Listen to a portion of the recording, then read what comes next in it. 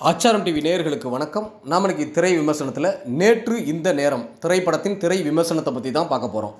இந்த படத்தை சாய் ரோஷன் இயக்கியிருக்கிறாரு.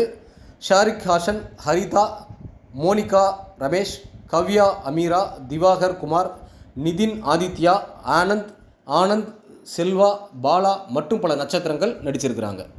இந்த படத்தோட கதை என்னென்னு பார்த்தீங்கன்னா, 4 இளைஞர்கள் 3 இளம் பெண்கள் என நண்பர்கள் 7 பேர் ஒன்றாய் சேர்ந்து ஊட்டிக்கு சுற்றுலா செல்கிறார்கள். சுற்றுலா சென்ற இடத்தின் ஒரு ரெசார்ட்டில் அனைவரும் தங்குகின்றனர். சுற்றுலா வந்திருக்கும் நண்பர்களில் நிகில் காணாமல் போகின்றார்.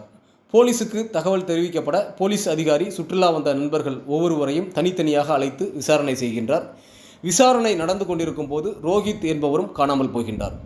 காணாமல் போன இருவரும் பிணமாக கிடைக்கின்றனர். நிகில் மற்றும் ரோஹித்தை யார் கொலை செய்தார்கள், எதற்காக கொலை செய்தார்கள்? இது ஒரு பக்கம் இருக்க, சீரியல் கில்லர் ஒருவன் குறிப்பிட்ட கால இடைவெளியில் கொலைகள் செய்வது, அந்த கொலை பற்றி போலீசாருக்கு குறிப்பிட்ட ஒரு நேரத்தில் தகவல் கிடைப்பது என கதைக்களம் சூடு பிடிக்கின்றது. இப்படி செல்லும் கதையில் அடுத்தடுத்து என்ன நடக்கிறது என்பதே இந்த படத்தின் மீத கதை.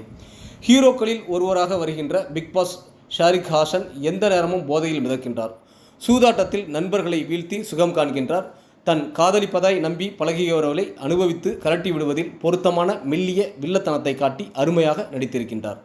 காவல்துறை அதிகாரியாக வருபவர் சிறப்பாக நடித்திருக்கின்றார்.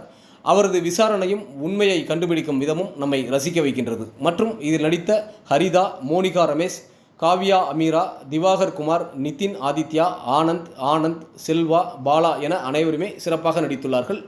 கெவின் என்னின் பின்னணி இசை ரசிக்க வைக்கின்றது. ஊட்டியின் பச்சை பசேல் பியூட்டியை அழகாக படம் பிடித்திருக்கின்றார் விஷால் எம். காட்சிக்கு காட்சி பரபரப்பான திருப்பங்களுடன் திரைக்கதை அமைத்து எல்லோரும் ரசிக்கும்படி கொடுத்திருக்கும் இயக்குனர் சாய் ரோஷனுக்கு பாராட்டுக்கள். ஒட்டுமொத்த படக்குழுவினருக்கும் ஆச்சாரம் டிவி சார்பாக வாழ்த்துக்கள்.